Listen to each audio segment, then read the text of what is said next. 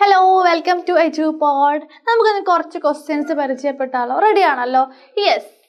The term role in sociology refers to. സോഷ്യോളജിയിൽ സമൂഹശാസ്ത്രത്തിൽ role എന്ന പദം എന്തിനെയാണ് സൂചിപ്പിക്കുന്നത്? ഇവിടെ നമുക്ക് 4 ഓപ്ഷൻസ് കൊടുത്തിട്ടുണ്ട്. Option A, the expectation from a individual in a social position. Option B, a person's wealth.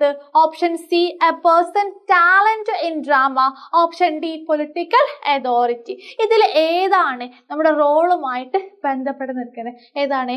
Option A ആണ് അതിൻ്റെ ആൻസർ. ദെൻ മറ്റൊരു ചോദ്യമാണ് എന്താ പറയുന്നത്?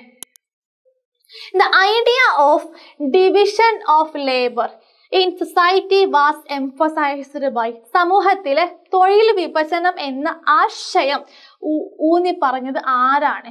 Option A, Max Weber. Option B, Karl Marx. Option C, August Comte. Option D, Emile ദുർക്കിം.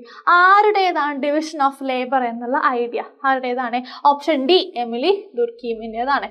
Then മറ്റൊരു question ആണ്, what is the basic structure of society? സമൂഹത്തിന്റെ അടിസ്ഥാന യൂണിറ്റ് ഏതാണ്? Option A, education. Option B, family. Option C, religion. Option D, state. ഏതാ വരുന്നത്? Option B, ഫാമിലിയാണ് വരുന്നത്. Then മറ്റൊരു ചോദ്യമാണ്, family and religion R social institutions.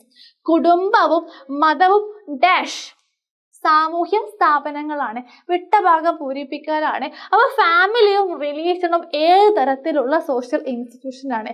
Formal ആണോ ഇൻഫോർമൽ ആണോ? ഏതാണ്? ഇൻഫോർമൽ ഇൻസ്റ്റിറ്റ്യൂഷൻ ആണ് ഏത് പറയുന്നത്? ഫാമിലിയും റിലീജിയനൊക്കെ വരുന്നത്. അപ്പോൾ ഓക്കെ ആണല്ലോ. അപ്പോൾ മറ്റൊരു വീഡിയോയുമായിട്ട് വീണ്ടും ബൈ.